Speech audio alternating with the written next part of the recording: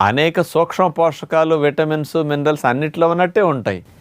కానీ మెయిన్గా కరివేపాకు అనేది మనందరికీ విటమిన్ ఏ ఎక్కువ ఉందని తెలుసు. వాస్తవంగా తీసుకుంటేనండి ఏ ఆకులోనూ ఏ ఆహారంలో లేనంత విటమిన్ ఏ ఒక కరివేపాకులో ఉందన్నమాట. అసలు ఎంత ఎక్కువ ఉంది అంటే మన శరీరం ఆరోగ్యకరంగా పనిచేయాలంటే ఒక రోజుకు కావలసిన విటమిన్ ఏ 900 మైక్రోగ్రామ్స్ అండి.